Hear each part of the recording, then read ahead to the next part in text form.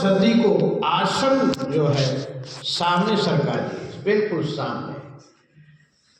सती को पता चल गया कि सच में ही हमको त्याग दिए,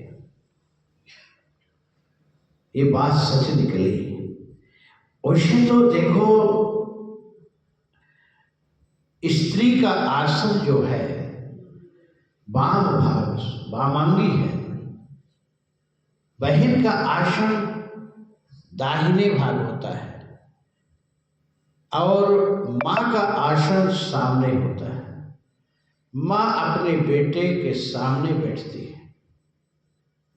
तो अब सती को न दाहिने भाग आसन दिया गया और न तो बाएं भाग दिया गया, सती को आसन सामने दिया गया। वैसे तो पत्नी का आसन बाएं होता है, लेकिन होम हवन में, पूजा पाठ में दाहिने आसन होता है। तो अब सती पत्नी तो रह नहीं गई, अब सती कौन हो गई? माँ हो गई। तो माँ को आसन मिला सती को। सती सब बात समझ गई। तो एक तो भगवान शिव सती को आसन सामने इसलिए दिए कि अभी पत्नी नहीं रह गई, माँ हो गई। और दूसरी बात, सती को आसन भगवान शिव सामने इसलिए दिए कि अब सती को भगवान शिव कथा सुनाएंगे। तो श्रोता का आसन बिल्कुल सामने होता वक्ता के। तो अब सती कथा सुनेगी। अच्छा, कथा क्यों सुनेगी? सती दुखी है। अभी देखे ना कितनी दुखी है। गोस्वामी जी कहते हैं अकथनीय दारुण दुख है, अकथनीय कहा नहीं जाता। ये विधि है दुखित ब्रजेश कुमारी।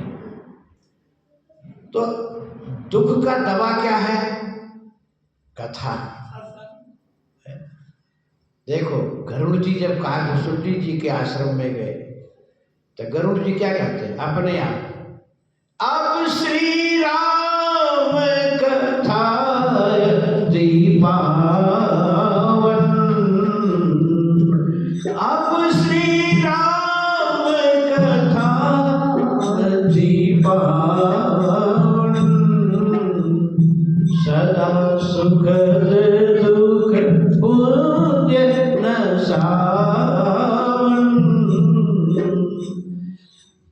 हे प्रभु, अब श्री राम कथा सुनाइए।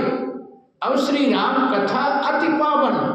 ये कथा राम कथा कैसी है? पावन नहीं, अति लगा है।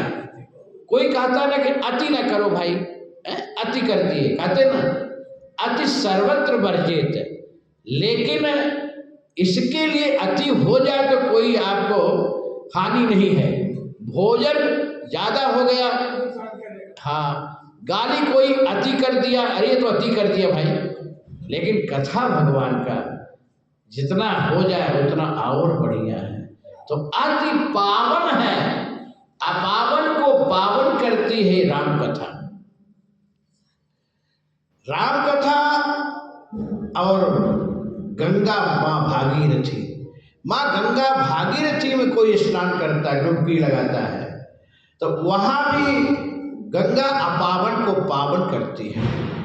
तन का मल तो धुलता है वहां गंगा जी में, और यहाँ मन और तन दोनों का मल धुलता है। लेकिन गोस्वामी तुलसीदास जी कहते हैं कि वहां गंगा में सब चले जाएंगे। प्रयागराज देखो, प्रयागराज में अभी भी भीड़ है, बहुत भीड़ है। हम 4 फरवरी से हमारी भागवत थी, प्रयागराज से आगे 200-250 किलोमीटर है सोनभद्र।